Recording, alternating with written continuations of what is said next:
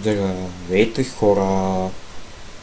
Днес ще ви покажа как да се направите slow motion на игра или на филм или на каквото и да е. Sony Vegas Pro 12.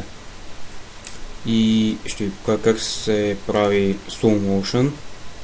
Първо да направим един видеотрак, един аудио.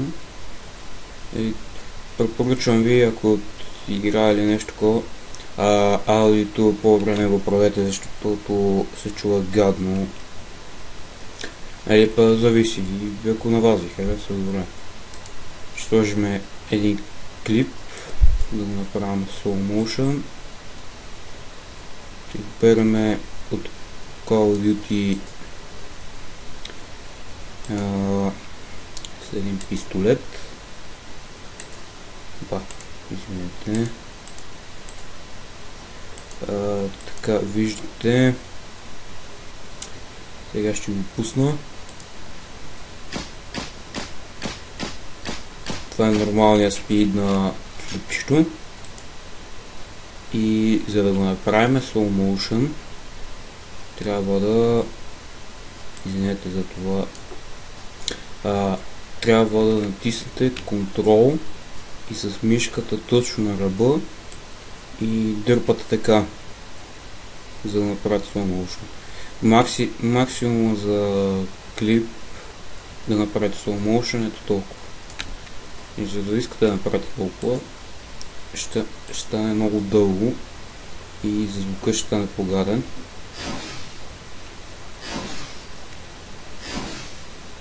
Аз не бих препоръчал чак толкова голям slow motion, защото не изглежда хубаво, дори и засича.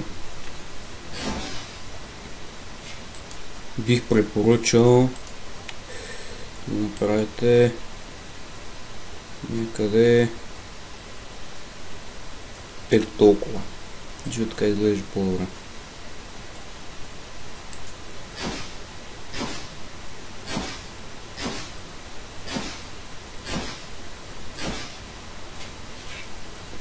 Виждате как изглежда.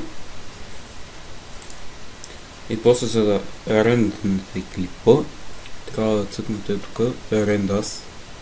Ако знаете, ако не знаете. И после избирате, бих ви препоръчал Windows Media Video и си правите настройки за да ви зарежда по-бързо рендването. Аз съм си направил едни, извинете, че съм ги написал така 1, 2, 3, 4, 4. Ще направя друго клипче как се прави, как се правят настройките. И ако ви хареса клипчето, абонирайте се за YouTube, харесате ми страницата във Facebook, ако искате и в Twitter, не следвайте, не знам.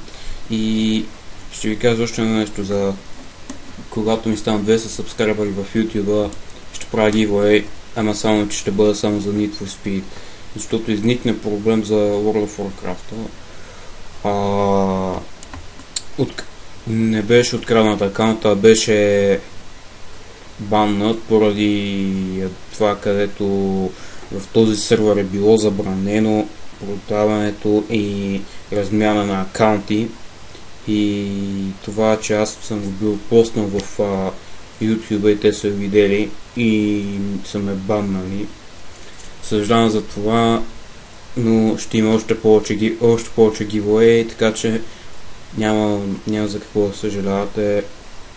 Както казах, харесвайте страницата, абонирайте се и така нататък. До скоро.